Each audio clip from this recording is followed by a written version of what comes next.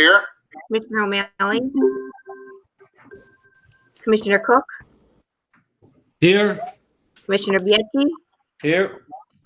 Commissioner Sauter. Here. Bill, you're still with us, right? Yes, with a Diet Coke and a bowl of Cheez-Its. Right. Hopefully they're crunchy and not the puffy. Approval of minutes, May 14th, 2020, Committee of the Whole. May 14th, 2020, regular meeting, and May 21st, 2020, special meeting. I hope I said that. May 14th and May 21st. All those in favor say aye. Aye. Aye. Aye. Anybody opposed? Unanimous decision. This one is the May 14th, 2020 closed session meetings. I need a motion in a second. So move. Second. Okay. Kathy, can I get a roll call, please? Commissioner O'Malley. Yes. Commissioner Cook. Yes. Commissioner Biecki. Yes. Commissioner Sauter. Yes. President Wells. Yes. Okay, we're at public communication. Brad, are you the one running this one? Yeah, I'll take it. Okay. Here we have 847 ending in 96. If you hit star mute, if you'd like to make a comment.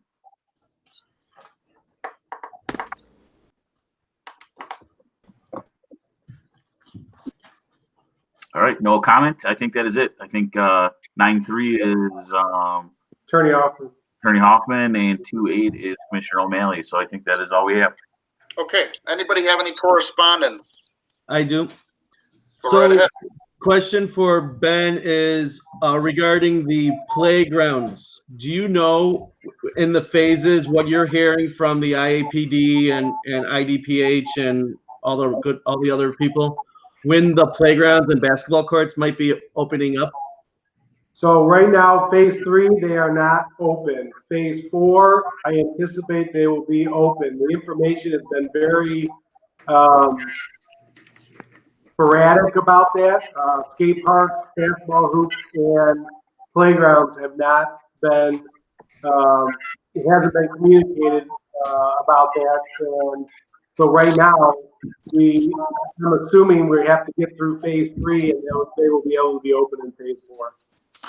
All right, thank you. Yep. Any other correspondence? All right. Brad, there you are. Well, hey, Commissioner Walsh. Yep. Do you mind if I read some about a previous executive director in this? Oh, no. Go ahead about Tom. I mean, please. Is this okay? Yeah, please do. So I want to make a statement out there on behalf of the Elk Grove Park District and the Board of Commissioners. I'd like to send our deepest condolences to the family of Jack Clays. He was the first executive director of the Elk Grove Park District and held the position for 30 years. He was an inspirational leader and a challenged staff to be creative, and his vision for the Park District laid the groundwork for what the Park District has become today. Thank you, Jack. There was a really nice article in the Herald, and it kind of dug deep into how many things he had his hands on and how many things he was kind of like a trailblazer on. Elk Grove Park District was way ahead of its time, and I think we still are because of what he started back in the 60s, I believe. Yep. So, very good. So, introduction of special guest. Today is our 2019 audit review by Lauterbach and Amon, LLP. And we have Brad Porter online with us, correct, Brad? That is correct. Can you hear me loud and clear? Yeah, you're doing well. So if you want to go into your normal routine, and we'll try to follow along here. Certainly. I think it might be a little bit difficult, but that's okay. Obviously, we're all trying to navigate the circumstances at this point in time. So I appreciate the opportunity to be with the board this evening. I'm here on behalf of Lauterbach and Amon as the audit manager for the Park District to present to you the FY 2019 required communication. Before I begin, I certainly feel it is very important to thank those that played an integral role in this audit process. Brad, Kelly, Chris certainly could not have gotten to the finish line without you. It's always worth noting that the Park District's audit is always my first audit of the year. So that tells me that obviously staff takes this process very seriously, and they are willing to be, the first victim. So I really appreciate that. Audit process had gone incredibly smooth once again. So thank you, thank you, thank you. There are 3 pieces of required communication as part of our audit process. I'm going to start with a 3-page document called our SAS 114 letter. This letter can be obtained from Brad electronically. Statement on auditing standard number 114 requires us to let the board know if we had any disagreements or difficulties that we had encountered over our audit process. And I am very happy to report, once again, we had encountered no such difficulties or disagreements that can be found in the body of that letter. As we jump into the comprehensive annual financial report, again, I'm not going to dig too much into the finances this evening, but I will highlight a couple of important areas and some of the non-financial figures. So beginning on page 7, you will find what appears to be an award, and that is exactly what that document is. This is the Certificate of Achievement Award, which is issued by the Government Finance Officers Association and represents the highest form of financial reporting excellence. There's an additional time burden that is placed on staff to meet additional requirements that can be found throughout the course of the audit process. The statistical section in the back of the audit report being a primary example of that. So here you will find the fiscal year 2018 award, and we will be working hand in hand with Brad on the application for the fiscal year 2019 report as well. These are always reported 1 year in arrears because in order to submit the award, you have to complete the audit first. So I don't anticipate any hurdles with that moving forward as well. Moving on to page 10 and 11, you will find our Lauterbach and Amon letterhead. This is our independent auditors report. Very, very important pages here. So in addition to stating your responsibility as management, which is ultimately the preparation and fair presentation of the financial statements, our responsibility is as your audit firm, and that is to provide the district with an opinion over your financial statements. For fiscal year ended December 31st, 2019, we have issued an unmodified opinion. Once again, an unmodified opinion states that we believe the financial statements are free from any material misstatement and that there are sound internal controls over the financial reporting function. This is the cleanest form of opinion that you can receive in the industry. Moving on to page 13, page 13 through 25 rather, this represents your management's discussion and analysis section. I always encourage the board to read through this section in detail as it really breaks things down into a format that you're more accustomed to seeing, you know, words, charts, graphs. Some of the financial statements are not the easiest to read and interpret. I'll be the first to admit that. Sometimes I even struggle with it. So, but I do encourage the board to read through this at your leisure. Should have a great understanding following the reading of that document in terms of some of the financial highlights for the fiscal. I did want to point out on page 36, this is your fund level income statement. The general fund had a great year with a $1.2 million increase in fund balance, meaning that your revenues exceeded your expenditures by $1.2 million. So I know the district did budget for a surplus of $694,000. So, you know, nearly doubling that budgeted surplus is certainly a great sign. Similar situation with the recreation fund. We had a decrease in fund balance of $236,000, but that performed even better than the budgeted $439,000 deficit that the district budgeted for. So again, it's very clear that the district was able to control expenditures in certain areas. Revenues came in a little bit higher than anticipated, which are all positive signs. Beginning on page 39, I just want to point out, this is our notes to the financial statements. So I'm not going to read through these in detail. We might be here a while, but I did want to point out what each of these notes represents and what you can find within. Note 1 is our summary of significant accounting policies, which basically states how and why we account for certain transactions in the manner that we do.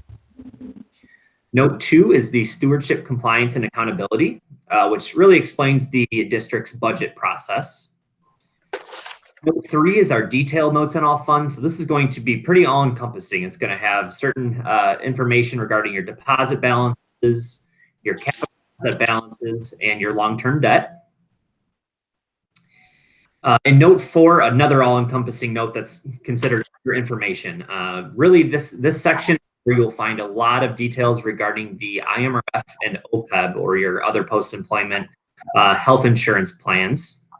A lot of the actuarial assumptions that were used to calculate the net pension obligations, things of that nature. And really on that same topic, I would like to steer you to page 71 and 72,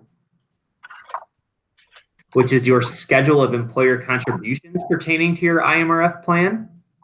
So this has data stemming back to 2015 on your IMRF plan. It will indicate what your net pension liability is doing from one year to the next. So I would like to point out that pension liability had actually decreased by $2.8 million due to sound investment earnings last year.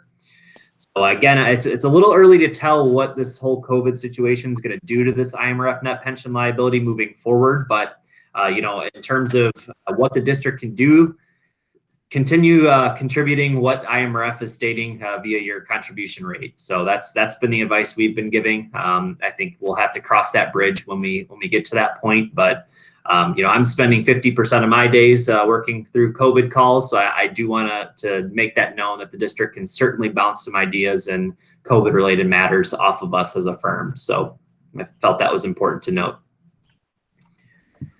Moving on to the last of the 3 documents, that is our management letter. So the primary purpose of our management letter is to really make the board aware of anything that we feel we could not disclose in this audit report, meaning some of the non-financial things that came up during the course of our audit. So I would like to point out we had no current recommendations as a result of our FY 2019 audit process, meaning nothing came up that we felt the need to make the board aware of that wasn't previously recommended in an existing management letter. So moving on to our previous recommendations, we did have 2 comments that remain this year. These are both very procedural in nature. I feel like it's important to note that as well. The first of which is funds not in compliance with fund balance policy. So once again, the golf course did not hit the 3-month reserve target that was established via the district's fund balance policy, but it is definitely worth noting that it is getting closer, and you will find in the management response section of that comment that the district is anticipating that target will be met in 2020. Now, again, I think there's a lot up in the air at this point, and that's okay, but we will reassess this comment from year to year to see whether or not we're improving on that front. The second comment is our funds over budget. Very procedural. Hey, Brad, Oh, yeah. can I ask a question right there on the golf course fund balance? You sure can. Okay.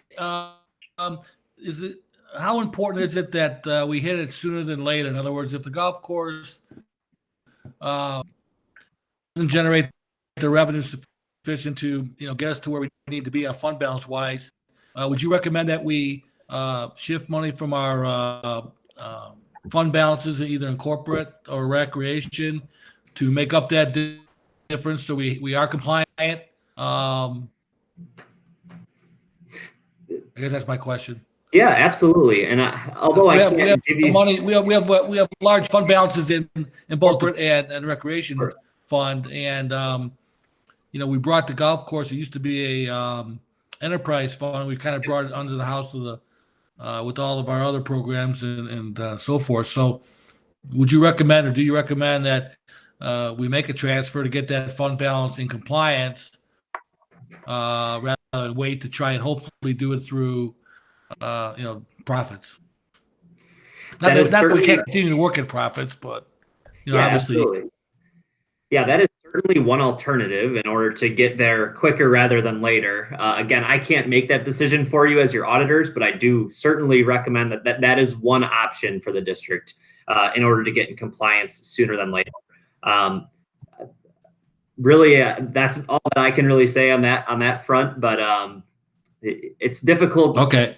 You can certainly, another option would be to actually amend your fund balance policy specific to the golf course if you don't feel like that 3-month target is truly reflective of where their fund balance will be moving forward. That would be another recommended course of action. I think that would be either more way, we should. either way, we should be striving to hit that in 2020, one way or the other. Certainly. Yeah, we would have been. Okay. If we've never hit it in the last 5 years, which I don't think we have, then maybe we amend what we, instead of saying, I think we can, let's put it to a realistic number. So Or why don't we just leave it where Or- it is or and we let fund the it. results get us so we can see it as opposed to hiding it? So we were, last year, we were about roughly 79,000, 80,000 below the fund balance. We were projected to, the budget was to get us to the fund balance. I think we ended up, off the top of my head, roughly $40,000, $45,000 short. This year, we are projected to be, this is pre-COVID-19, we're projected to be roughly, I think, $70,000, $80,000 over our fund balance. So we were projected to be over there. Now that's obviously pre-COVID-19, with the golf course being shut for half of March and all of April, and then limited in May. You guys have seen my projections. Most likely, we're not going to be hitting those projections. So most likely, and I've hinted it in the golf course funding, we'll probably need to do a transfer. It would probably be the easiest and cleanest. Okay. Well, wait a minute. Do a transfer to get us to the fund policy, but is there, again, I think the first question was more important.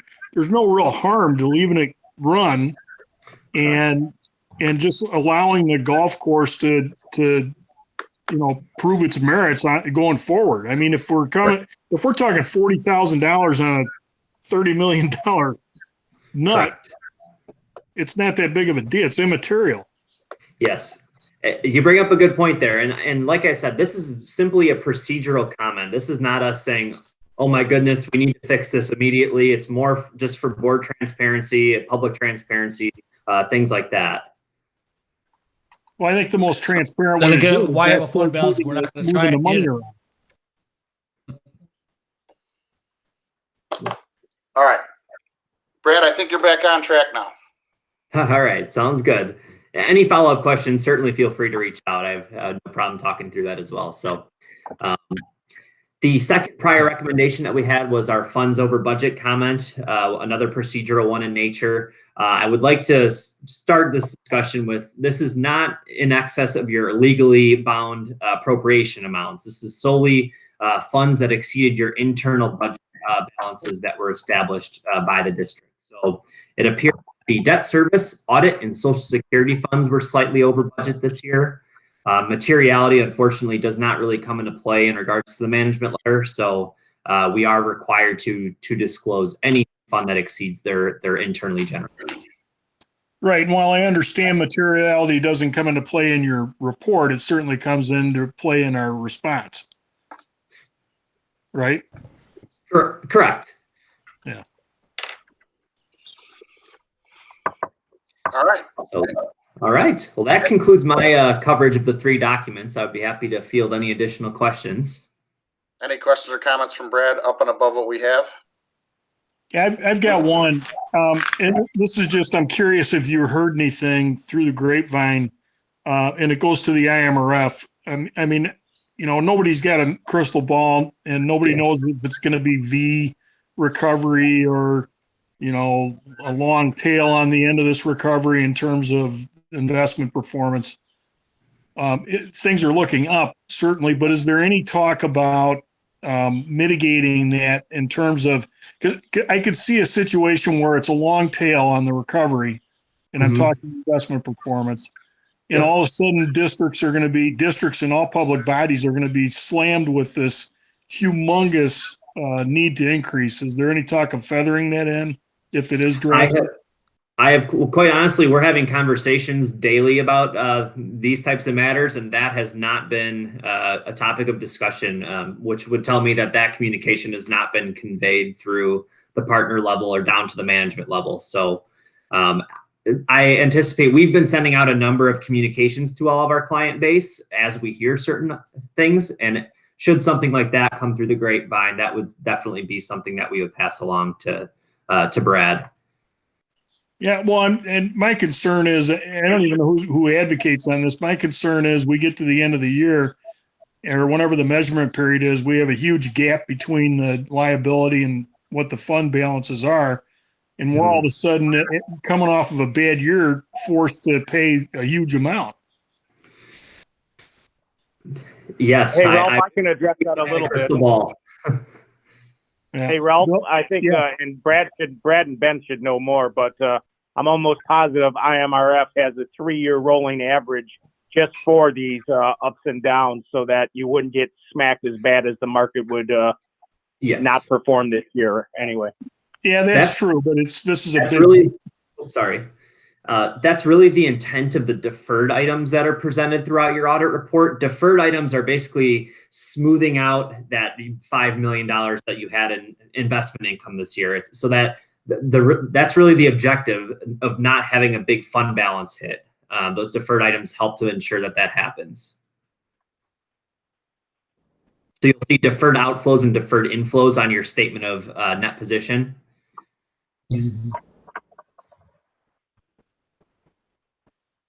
All right, any other questions for Brad? Brad, thank you again. We appreciate it, and I agree with you. We should thank staff as well. A lot goes into that. Absolutely. Thank you very much for your time this evening. Yeah, thanks, Brad. Everybody stay safe. You too, you too. Bye. All right, later, Bradley. So we're at recommendations of acceptance and approval. So I need a motion and a second for the approval of the 2019 Comprehensive Annual Financial Report. So moved. Second. I think Tom beat the clock on that one. Kathy, could I get a roll call, please? Commissioner Cook, Yes. Commissioner Biecki, Yes. Commissioner Sauter, Yes. Commissioner O'Malley, Yes. President Walsh. Yes. Committee reports. We're at capital projects. Commissioner O'Malley. I'll defer to Commissioner Sauter and Finance Committee. Thank you. Okay. In other words, no report. It's a new way of saying it. Yeah. All right. So Finance Committee, I'm gonna read Brad's notes on this because I think it's kind of important to get all this out there, and I don't want to paraphrase it. Please note, revenue numbers will not reflect refunds processed after April 30th. For example, memberships have not been billed during the closure, but paid in full memberships continue to accrue in fitness membership, pack pool passes, and senior center memberships. Most programs have been canceled and refunded, with some exception that include but are not limited to youth leagues and dance. I'll have a separate, and we'll have a separate report summarizing COVID-19 impact down the road. Overall, staff has done a tremendous job of keeping expense down to minimize the loss in revenue due to the closure. So that said, here's corporate fund, all expense categories under budget except for insurance, unemployment claims, with a net year to date of $2,048,000 compared to a budget of $1,557,000. The rec fund, net revenue of $297,000 compared to a budget of $261,000. And golf fund, there were obviously no rounds in April, but the net loss is at $205,000 compared to a budgeted net loss of $259,000. So overall, we're doing as well as can be expected. I have a feeling the next months or maybe the month after that report might not be as rosy, but this is not terrible. And that ends my report. Okay, any questions for Commissioner Sauter? All right, committee of the whole. So the last meeting was on May 14th. We discussed future board positions, which we'll get to here at the end of this meeting. We had discussion on youth leagues in general, and we had discussion on the golf course project and its finances. And then today, if you missed out, we had discussion on the golf course project again, travel soccer, and the MSBL season. Looking to see what they can get in if the governor allows it. That's all I have on that. Any questions or comments for me? Okay, athletic committee. No, but John, Yeah. yeah, just maybe a clarification for the people that were not on the call, the committee of the whole, with regards to MSLB travel, that Why that don't you will let me be do in that the in my next report, phase, Tom? correct? Got it. Okay, sounds good. I withdraw my question. Go ahead. Officially withdrawn. All right, Ralph, you're up. All right. Well, no, Tom, I'm sorry. I didn't mean to cut you off. That was a bad move. What was your question? No, that's okay. Well, ask it up Go front ahead. because Go ahead. it'll inform me in my report. Well, I just wanted to clarify more what we talked about for the listening. That if there's going to be a season, we got to get to the phase 4. And actually, as we close that committee meeting, I had another question I was going to ask you, and maybe if you knew or if Ben could ask, is that we can't resume travel until we get to phase 4 of the governor's plan, which is sometime in the beginning of July. But what about out-of-state tournaments that travel might play? Like in Wisconsin, they have no rules or regulations. And I'm not sure where MSLB, where all their travel places are located. But if they go to a state that has different rules, are we, as staff, to make sure that, what do we do? Are we going to be compliant? We found Illinois rules, we found out-of-state rules, and what's been communicated to the members on that, if they're going to play out-of-state tournaments prior to phase 4. Tiffany or Ben, didn't we address that last meeting? Did you take that to the boards, all the boards? No, so I think I forwarded the Commissioner's Paderma's response. Paderma says that we would be covered as long as we're not violating any of the governor's orders. That's right. So teams, it sounds like teams can travel as long as they're going to states that they can play tournament games. That's how I understand it right now. It was fairly vague. That's right, Well, Ben. I remember. It's kind of vague by design. But currently in Illinois, the governor is saying no games right now until phase 4. Wisconsin is different. Wisconsin, I think, is different, and I'm sure there's other states that are different. Well, and I could tell you this though. You're Okay, saying well, I guess what are we? No, hang on, Right. Tom. Hang on. So Wisconsin is different, but like for example, Racine had to cancel their big tournament because the local government had kind of put the kibosh on all that stuff. They're actually the city of Racine, for example, they don't even have restaurants and bars open right now. So you'd have to go by the local community, and obviously the local community is not going to be holding tournaments and games if they're locked down. So Yeah. I think the answer is if we can travel somewhere, it's because the municipality, government of the state or whatever is allowing it, or we wouldn't be going. Yes. That's Well, right, fair. but if I'm an Illinois resident and my kid's going, I might not want them to be exposed. Once again, it depends on your philosophy.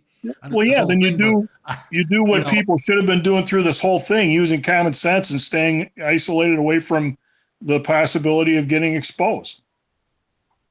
Okay, so I guess my question is, what are we communicating to our residents if they go out of state? Are we giving them any direction at all regarding this? It's okay to play out of state as long as it's governed, it's allowed by that local place. But yeah, so right now, as long as they're going to a state that they can play, we're saying it's okay. And we're not gonna. We're not doing anything safety things Tom, you're freezing up. requirements. What we're giving for Illinois. Say it again, Tom? Tom, your computer is freezing up. So Are we giving them any other direction as far as What more do they need? I mean, if they've asked and we told them what Paderma came back with, right? I don't know. Well, that's what Ben's saying is that whatever the rules are, maintaining certain distances. Tom, I'm having a hard time. You keep cutting in and out. Same thing here. Hang on. Let me try and reset. Okay. All right, Ralph. Anything? Or you haven't even started yet, have you? Yeah, sure. Go right ahead. That ends my. No, I'm just kidding. So we've kind of talked about some of the travel issues. One of the things that came up in the committee of the whole too was that MSBL is working on a policy regarding refunding or partially refunding fees if they don't have a season. Obviously, if we don't get to phase 4 in Illinois, they're not going to have a season, and they're working through that. And we're going to investigate a little bit further in terms of what the numbers are that they're talking about. And we'll have more as the days come forward. And we also had a discussion about Elk Grove travel soccer with regard to if they go independent, what would that mean to them in terms of field rentals? That was about all we got to. But I think that there was a consensus among the board members that we would, if we were going to offer any reduction on the field costs, it would be pegged to at the very minimum residency. Yep. Couldn't come up with the word residency. And that ends my report, I think, unless somebody's got more. Any questions for Ralph? All right, Commissioner Cook, you're up for golf course committee. I don't have any formal report. We have not met other than they are allowing golf out there now. You can have foursomes. You can't have the carts. There's some restrictions on that. It's got to be same household if you're going to share. Otherwise, you have to have a cart. I believe they're going to allow carry-out food and alcohol, a beverage cart. So it's getting better, and we're hoping continues, to improve. So get your clubs out and come on out and golf. And that is my report. Okay, youth committee, Commissioner Biedke. So on Saturday, I'll be going to the village, and we'll be selecting the winners for the youth scholarship contest, or not contest, but I can't think of the word right now. But we'll be selecting the winners on Saturday. I will be reaching out to those individuals. I guess my question for the commissioners is, are we just going to bring these individuals on like we're doing now? Just give them access and they can come in and speak in our meetings, kind of like we did, Brad, for the financial report? How many do we give out, and how many does the village give out? 3? So we give out 2. We give out 2, and the village gets out 5, which makes 7. But then there's other scholarships that go into play, like Nancy Zarnick and all that. So there's a lot of scholarship money that's going to be handed out. The one nice thing is the microbrewery in Elk Grove Village, was it last year or the year before, gave $17,000 to the youth committee for scholarships. So that is, we're really appreciative of the microbrewery here in Elk Grove Village. They're very supportive of our residents. And that gives us opportunity to hand more money out to our residents going to off to college or trade school. So yeah, I'm in agreement. That's a good idea. When we get our 2, let us all know who it is. Obviously, I'm going to be voting, Bob, but I will not be at Saturday's meeting. Correct. But let the whole board and staff know who it is, and I think we should reach out and just let them join the meeting. That would be a good idea. Okay. And then I just want to make sure, I think, Kelly, you're still the treasurer, right, for the foundation?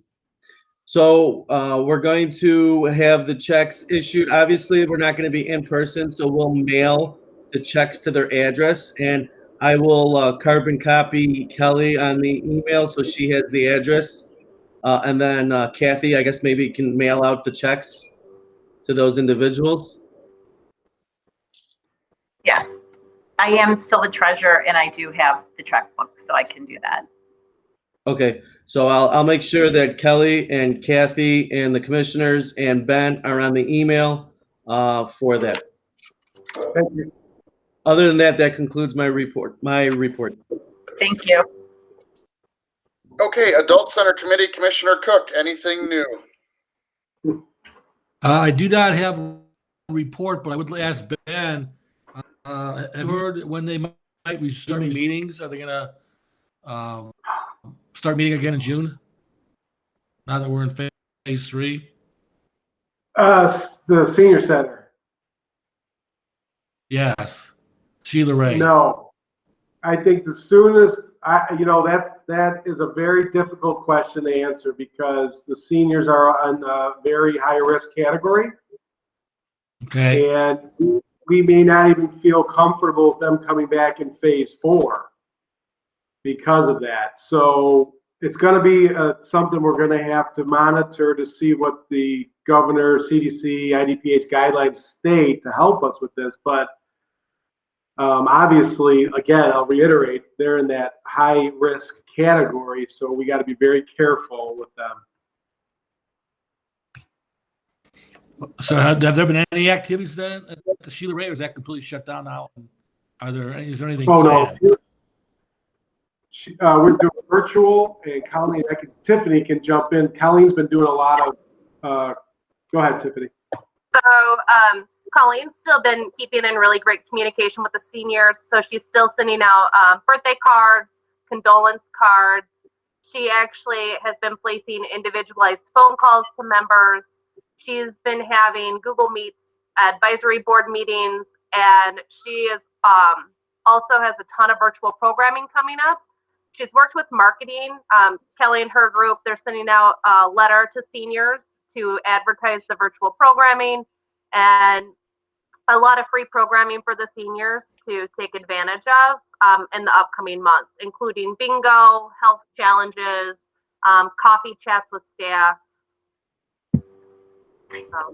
And Commissioner Cook, we sent out an e-blast to all of the seniors that we do have emails for.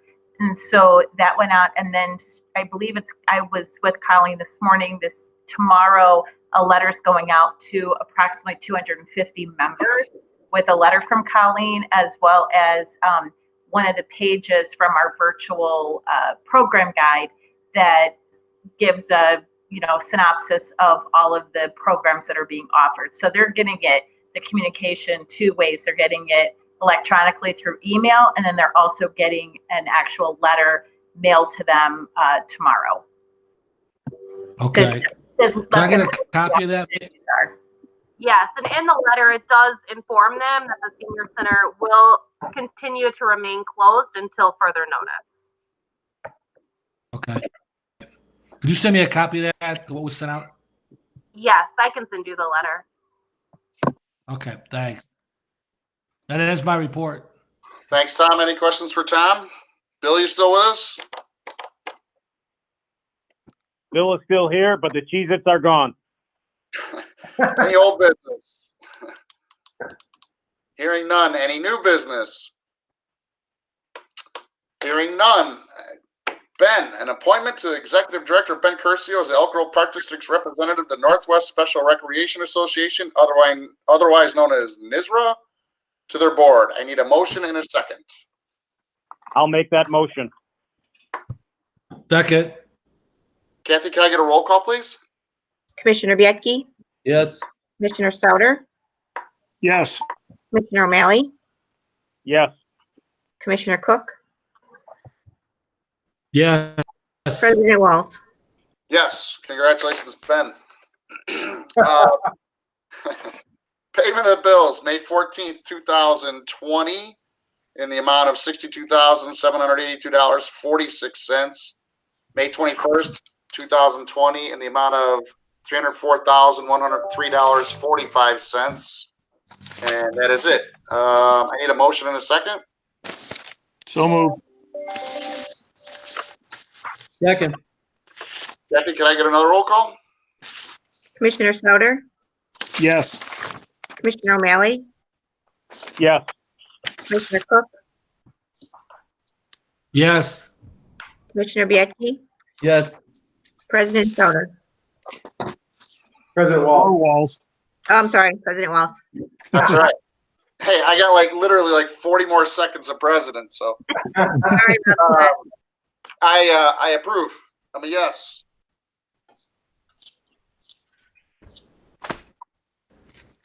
Okay, Ben, this is the time where I got to turn it over to you, right?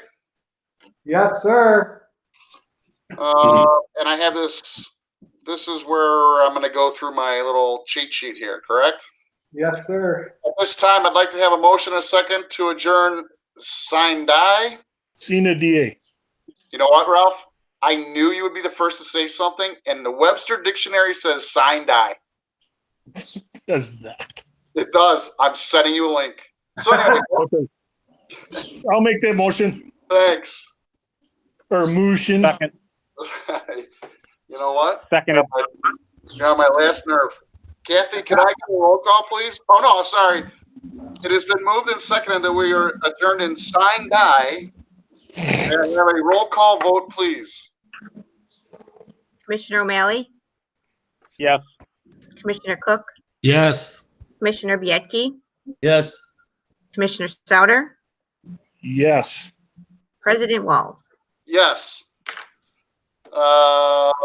May I have a motion and a second to convene the annual meeting of the Park Board of Commissioners of the Elk Grove Park District? So moved. Second. Another roll call, Kathy? Commissioner Cook, Yes. Commissioner Biedke, Yes. Commissioner Souter, Yes. Commissioner O'Malley, Yes. President Walls. Yes. It has been moved and seconded that we convene the annual meeting at the park. Didn't I just do that, or yes, or no? You skipped it, but it's okay. We're ready. All right, so I can go to, at this time, I'd like to make a motion in a second to elect Executive Director Ben Curcio as temporary chair of the Park District Board. So moved. So moved. I'll be a Second. second. And a roll call, please. I always wonder, are the Or that's a voice vote. All those in favor say aye. Aye. Aye. Ben, Aye. call you. Aye. I am grabbing my virtual gavel. Nice. Or is that a gavel? Gavel. I would like to open the floor. Nominations for president of the Park District Board. Are there any other nominations? Are there any other nominations? I I nominate. missed it. Yes. I Bill nominate Commissioner Bill. Oh, you can do it. Okay, go ahead. Go, John. Go ahead. I nominate Commissioner Bill O'Malley. I second. All right, so there is no other. So if more than one Okay. commissioner. Let's call it order received. Who votes? So there being no other nominations, Bill O'Malley is elected the president of the Park District Board. Congratulations, Bill. All right, thank you, and congratulations, John. At our next board meeting, I'd certainly like to give you all the credit for leading us for the last couple of years. So we'll do that at our first meeting in June. Yeah, it was fun. Right now, I would like to hear nominations for Secretary of the Park District Board. Anybody interested? Anybody want to nominate somebody for Secretary? I'd like to nominate Bob Biedke. I second. Okay, Bob Biedke, do you accept? Yes. Okay, hearing a motion and a second, can I have a roll call vote to appoint Bob Biedke as Secretary of the Park District Board? You skipped vice president? I was only looking at the agenda, which actually started with the Secretary and then Vice President. Yeah, I corrected that, but on the script, it's the correct Well, order. it doesn't matter the order, does it? No. We can proceed on the basis of the pending motion. Yeah. Okay. So we just need a roll call. Commissioner Biedke, Yes. Commissioner Souter, Yes.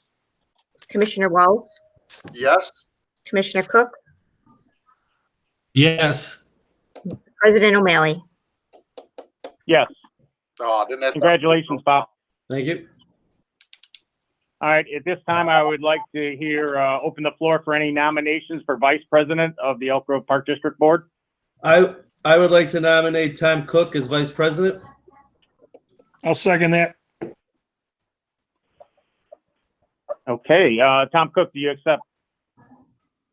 Yeah. Yes, I do. Okay, hearing no other nominations and having a motion and a second, can I have a roll call to appoint Tom Cook as vice president?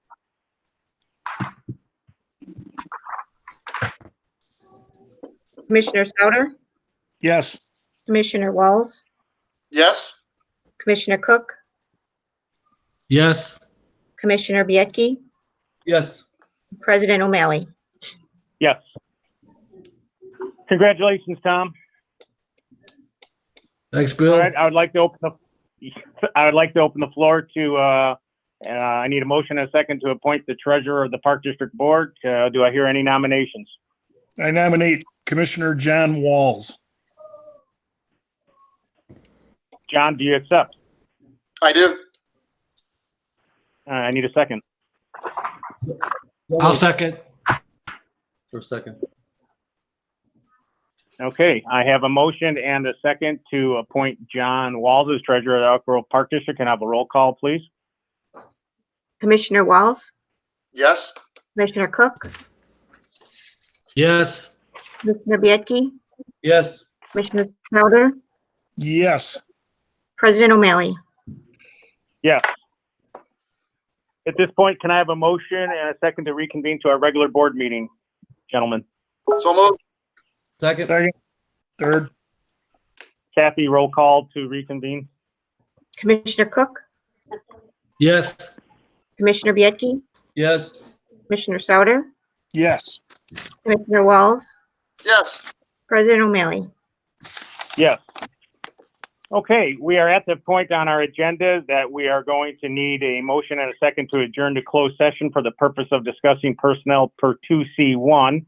At the end of that discussion, we will reconvene to open session and take actions if necessary on the closed session, and then we'll adjourn. Our next meeting is June 11th at 7:00 p.m. I am now looking to a motion to adjourn to closed session. So moved. So moved. Second. Kathy, can I have a roll call, please? Commissioner Biedke, Yes. Commissioner Sauter, Yes. Commissioner Cook, Yes. Commissioner Walls, Yes. President O'Malley. Yes, this part of the meeting is now adjourned. Guys, give me a couple minutes to recall into the closed session, and we'll talk to everybody there. Okay. Thanks all. Have a good Thank weekend. you. Thank you. Okay. Thanks, everybody.